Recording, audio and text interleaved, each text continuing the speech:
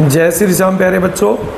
तो आज के इस शॉर्ट में बेटा हम लोग बात करेंगे अपने अकाउंटेंसी 11th के एक नए प्रिंसिपल के बारे में जिसका नाम है मनी मेजरमेंट प्रिंसिपल। ठीक है, मनी मेजरमेंट प्रिंसिपल क्या कहता है बेटा कि जब हम लोग बुक्स में किसी ट्रांजैक्शंस को रिकॉर्ड करते हैं तो हमें केवल वही ट्रांजैक्शन या वही इवेंट्स बुक्स ऑफ अकाउंट्स में रिकॉर्ड करना है बेटा which can be measures in terms of money, जिसको हम मनी में मेजर कर सकते हैं। इसका दूसरा मतलब है कि हमें कोई भी ऐसी ट्रांजैक्शंस बुक्स ऑफ अकाउंट्स में रिकॉर्ड नहीं करनी है जिसको हम मॉनेटरी टर्म्स में मेजर नहीं कर सकते। फॉर एग्जांपल बेटा, एक मैनेजर फर्म में आता है और उस मैनेजर के आने से आपकी फर्म की सेल्स डबल हो जाती है। पहले मान लीजिए 5 लाख थी, इस साल हो गई आपकी 10 लाख। तो ये प्रिंसिपल कहता है we have to record 10 lakh rupees, हमें 10 लाख रुपए को रिकॉर्ड करना है। बट उस मैनेजर का हार्डवर्क, उसकी डेडिकेशंस, ठीक है, क्योंकि उसको मनी में मेजर नहीं कर सकते, उसको हमें बुक्स ऑफ अकाउंट्स में कहीं भी रिकॉर्ड नहीं करना है। क्लियर? अब इस प्रिंसिपल की बेटा 2 लिमिटेशंस भी हैं। पहली लिमिटेशंस है that it's ignore qualitative aspects.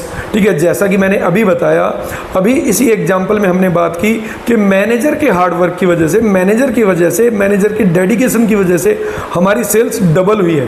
But हम बुक्स ऑफ अकाउंट्स में क्या रिकॉर्ड करते हैं? अमाउंट ऑफ सेल्स रिकॉर्ड करेंगे, ना कि कहीं भी उस मैनेजर के बारे में रिकॉर्ड करेंगे।